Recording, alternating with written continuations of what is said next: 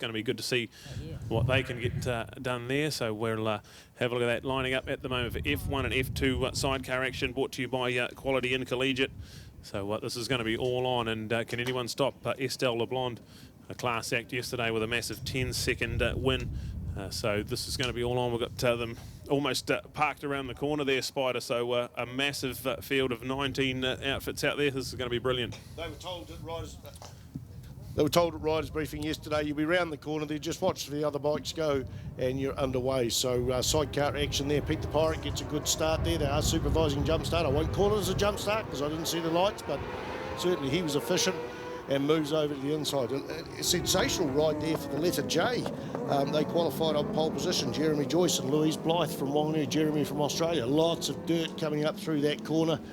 This is brought to you by Quality Inn. Quality Inn, I think, is owned by Michael Hoss. Michael Hoss used to run a ZZR 600. I can remember 88, 89 on the cemetery circuit would come in. Hello, somebody's off there. That's the Barry Smith, Tracy Bryan I would pick off into the grass out of turn 3 there. So they're back onto the track. So I can remember at about 88, 89, when I was racing Formula 1 sidecars, coming round, and there was Michael Hoss's bike parked up on the flower garden. We'd lapped them, and they were left with nowhere to go.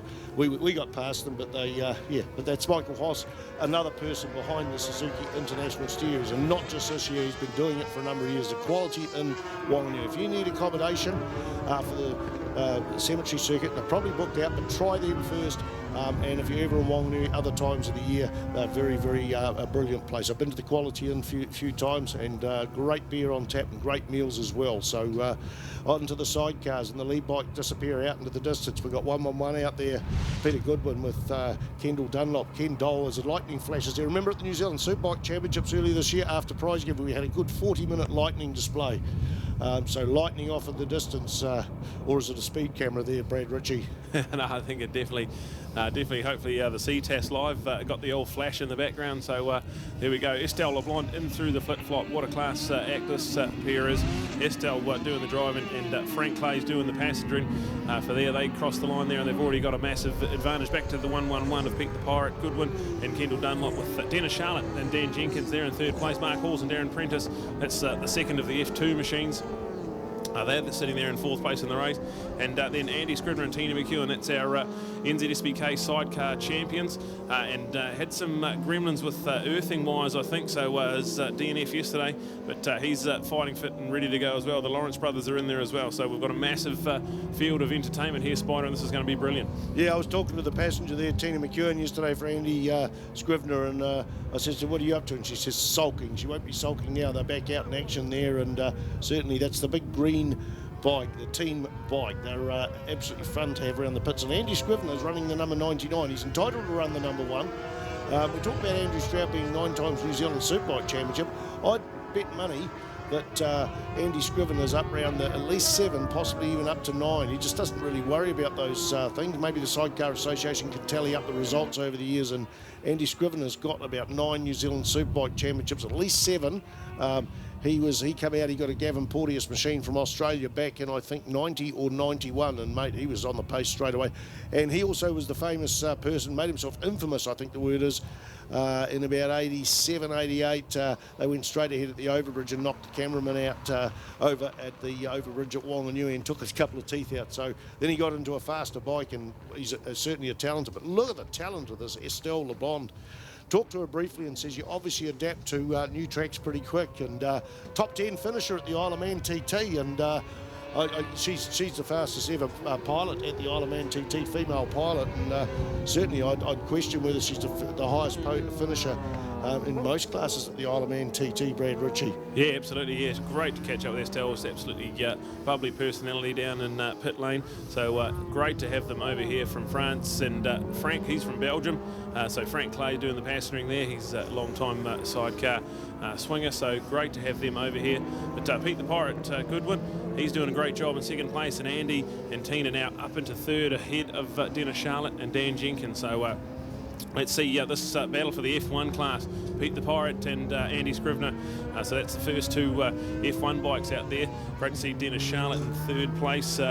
He's in third place in the F1 class, and then we go to Mark Halls and Darren Prentice. So they've got the second place in the F2 class. So we'll try and see if we can distinguish the classes as well as we can. But the Lawrence brothers, they'll get better as the weekend goes on as well. Spider, they're in the mix as well. They've always been strong towards the end of the race. They get faster and faster. And this happened down at levels at Timaru at the CAMS meeting last weekend. And I said this is going to happen. And sure enough, they just got faster and faster. A lot of other teams' health and that slow off. And interesting health-wise, Richie's as strong as an ox. Chris had a kidney transplant a handful of years ago, and his brother Richard gave it.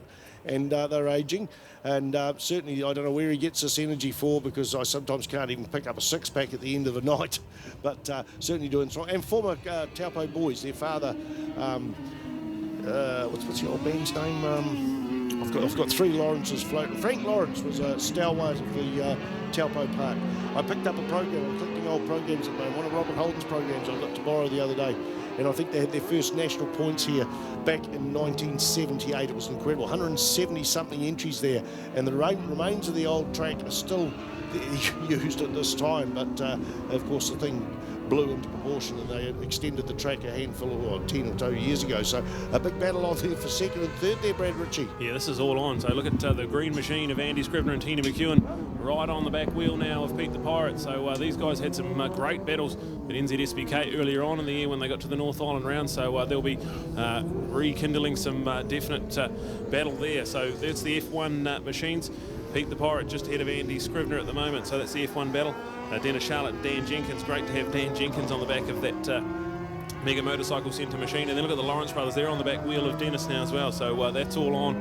That's the battle for third and fourth in the F1 class, and fourth and fifth on track. We've got Gero Joyce there, Louis Blythe doing the passengering. The man who started on pole position, he is down in 7th place, so he's just over here to have a good time.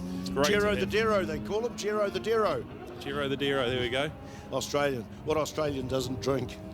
But I was talking to Dennis Charlotte. I think I was listening into a conversation and joined in there, and Dennis and Dan were talking about tactics, and they put 3 marshmallows on the table describing the 3 bits, the 3 wheels of the bike, and working out where they could get stronger, particularly with the passenger movement, because he is a lightweight as Dan Jenkins, and I think he, the lightweight is actually some corners it would be better if he had a bit more weight, but it is what he is, and very exceptional at it. And every now and then someone will pick up the marshmallow. So someone got a sugar rush last night talking about race tactics and that. And you remember, a lot of those people remember Dennis Charlotte coming into this corner where he was now on the bright orange bike and flipping it upside down. I've seen a lot of crashes in my life, and that one frightened me. It frightened me, and you just think, that guy's hurt.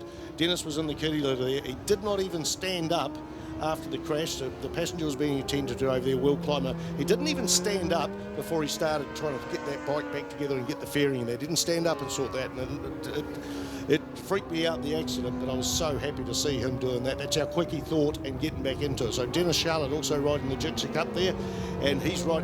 They're on probably one of the easiest bikes to spot, if not the easiest bike to spot at the whole Suzuki International Series, the bright orange budget motorcycle spares machine, the number 83 machine. Ex-Dave and Ann and Warwick Dimmicks then bought it from Christchurch. I hope Warwick's listening online. I'm sure he will be, or at least watching it on Ctas in the next couple of days.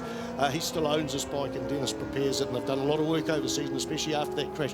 The incredible thing is, after that crash here at the NZSBK on the first day, they got it out on the track. There was about 3 or 4 kilos worth of stones and gravel in there, but they got the team around there, did some fiberglass repairs. But Estelle LeBond, wow, what an absolute class act. We had yesterday, her fastest lap was a 38.312. Today she's in the 39.2s. She's got this race under control. I'm not sure who's down in pit lane telling her how much of a lead she's got. I'm not even sure whether Frank Clays looks behind and gives her a signal. It's pretty hard doing this, and you've got to be careful with your passengers giving you a tap there. You've got to have certain codes, because you don't want it to be a machine problem and all that. So they're coming across Lapis, and that battle for second, for 4th, 5th and 6th is between Dennis Charlotte and the Lawrence brothers is still hot. These guys raced it out. I've watched a lot of sidecar racing in my life. I've never seen a pass set like I did last year. The Lawrence brothers go ahead of Dennis Charlotte there in turn 1. I've never seen a pass into the bus stop at Timaru. The Lawrence brothers took it on the inside. There's very rare passes on solo bikes there. Well, Dennis pulled back out there and went round there on the left-hander and got back in the front. And I've just never, that's a rare thing. You go years to Timaru, meeting after meeting, and don't even see that on a solo. So it was just, I'm still buzzing, and I hope to see the footage again. So back to the track there, and 39.5, so dropped about 0.3 of a second. One of the things with Taupo, and we've seen that lightning over there, we see the black clouds, is we don't know whether it's raining up the top of the circuit, turn 11, and that can that can change it. The race control have got some good marshals up there, so they will get in the feedback. We don't know what's happening out on the track. We get the odd spot on the thing, but it is tough conditions out there coming up, I suspect. I believe there's a lunch break after this. Brad Ritchie. Oh, that's a good sign, actually. We'll be needing one of those, I think, Spider. But here we go with the update. Estelle LeBlond, the lead by over 8.5 seconds. They're absolutely flying at the moment. Then go back to Pete Goodwin and Kendall Dunlop in second place. Andy Scrivener, Tina McEwen, that's your third place machine. Dennis Charlotte and Dan Jenkins with the Lawrence brothers right there. That's a great little fight. And then we go to Gero Joyce and Louise Blythe in 7th place. Barry Smith and Tracy Bryan, they've been pretty lonely old ride there in 8th place. Matt Peters and Doug Corns, good to see them in 9th place. Murray Stronach and that's, I think that's Steve Marshall. So Steve Marshall's the father, and he's got his 2 boys, Morgan and Dion Marshall. So 3 boys from Western Australia have come over here to race in the Suzuki International Series. So a big welcome to all our Australian competitors, and also we've got France and Belgium. So we've got so many different countries represented in the sidecar class, and the weather's looking pretty gloomy out there, Spider. Yeah, sad to say. Remember, all competitors out there, this is a wet meeting. You are supposed to have your red lights on and running. You don't want to be pulled up because of that, because it is a safety thing. It is a rule.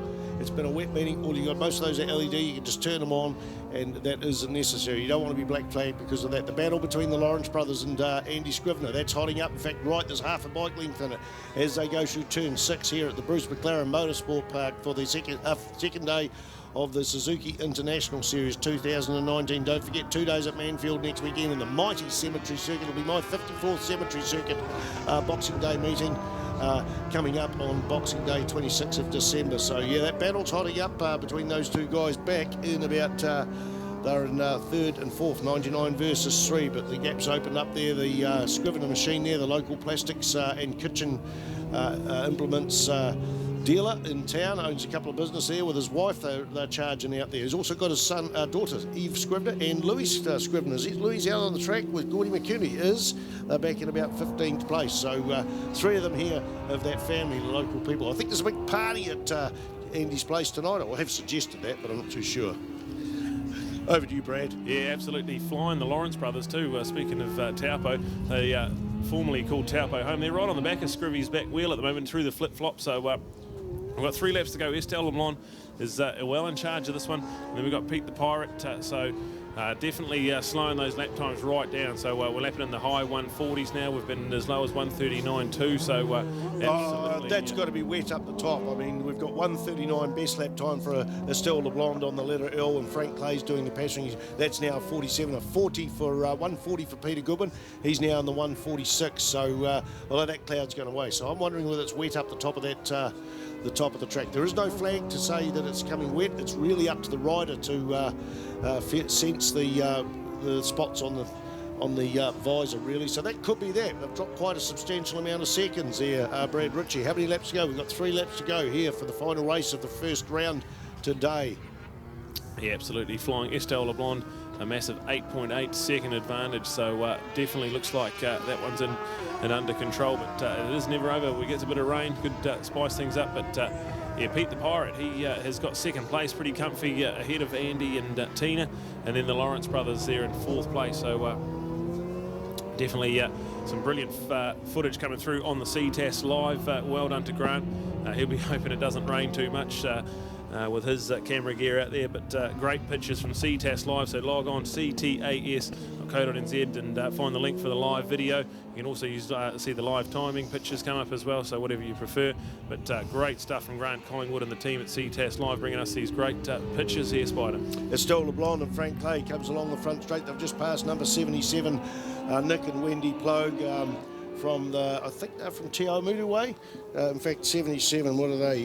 Tikawata, just a bit north of Te Awamutu. But I was talking to him, he's 60 now, and he said he took up racing about 4 years ago, and wonderful to have them at the track. They're not fast out there, but they're as fast as they want to be and as reliable, and and it's great to have all the levels of competition. That Lawrence Brothers machine cuts in on turn 1 and it creates a cloud of dust there. They're getting on the back of Andy Scrivener and Tina McEwen there in the green bike. This is the battle for 4th and 5th. Estelle LeBlond is going into the hairpin there, turn 7. The other bikes are going into about turn 5 in second, Pete the Pirate and Kendall Dunlop there. Had a baby within the last 12 months, and her and husband Matt Dunlop, and they're got the baby away this weekend so I can concentrate on the racing. So they're in second place. In and out of the hairpin is number 99 and number 3. I said this race would get stronger later on, and it definitely is. I think Andy Scrivener's not really done as much as he'd like to have done in terms of fitness over the year, but these Lawrence brothers, mate, they're hard to beat. Absolutely, you'd love the Lawrence brothers, great characters as well. So checking them out as they head down into turn 11, the fast left-hand hairpin, and then we go having a look up the back straight where Estelle LeBlanc will come round. The white flag is ready and waiting for them, so we'll have a look at them coming through the flip-flop. And absolutely brilliant to see Estelle LeBlanc, their top 10 finishes at the Isle of Man, and also good results at the Northwest and the Ulster Grand Prix as well. So great to have that sort of experience coming over here, and a white flag out, 1 lap to go, and tied up the lap time back into the 140s now. So anything that was an issue with the track has seemed to have cleared up a bit, Spider, I think.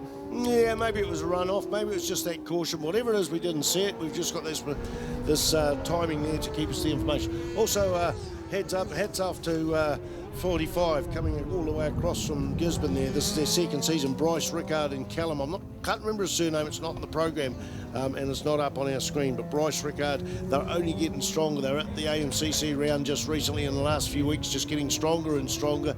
And the number 45 machine. So Estelle LeBlanc, the letter L, in and out of the hairpin, into the hairpin now at turn 7 here at the Bruce McLaren Motorsport. Where's Pete the Pirate? He's sitting there. There is the odd lapper around there, but I'm going to focus on this battle in 3rd to 4th place. It still is Andy Scrivener on the green bike there. In fact, that battle there is closing up on 3rd place. We had a gap there of what do we have? We had about 1.5 seconds. They're closing up on there, but I think they're going to be scrapping themselves. They may reel in the Pete the Pirate. Pete might have just sort of settled down and thought, I'm going to bring this bike home, and why stress it, why push myself? He might be getting a bit worn out. But he won't know that almost behind him, about 12 sidecar lengths behind them, is the number 99 machine. They don't have rear vision mirrors on a lot of these sidecars. Occasionally they do, but he's got to concentrate on his race. And yeah, that battle in fact, that battle's tightened up. I think Pete there's a lapper amongst that. So here we go. Estelle LeBlanc, 2 out of 2 with Frank Blaze. I don't want to put the commentator's curse on them and let them get through that final corner as 67 goes through Dave McCarthy. Tony New there it is, another win for those two teams. Yeah, that battle's tied up there. There's less than a bike length between 2nd and 3rd. Pete the Pirate might be struggling, and Andy Scrivener can smell blood. He can smell blood. He's going to go in there and take the second. It's going to be a drag to line. Pete the Pirate pulled the finger out of wherever he had his finger and got through there. Look at that. 3 bikes went over that start-finish line in less than half of a second, 2nd, 3rd and 4th. So something going on with Pete, whether he was caught napping, but he was coming around there. Scrivy got up the inside, and he just pulled out that BMW. Great battle between 73 and the letter J. So that's 73. Barry Smith and Tracy Bryant did their practice yesterday on the Formula 2 bike. Had a problem, had a spin in the race and flipped the passenger off. So they started off the back of the grid yesterday on the Formula 2 bike. Had an issue there out of turn 2 in towards turn 3. Probably got bumped out there and went off into the grass and had to recompose themselves. So that was a great battle right to the line. So excellent sidecar racing there. We're going to wait for Neil Ritchie to go down and do the podiums there.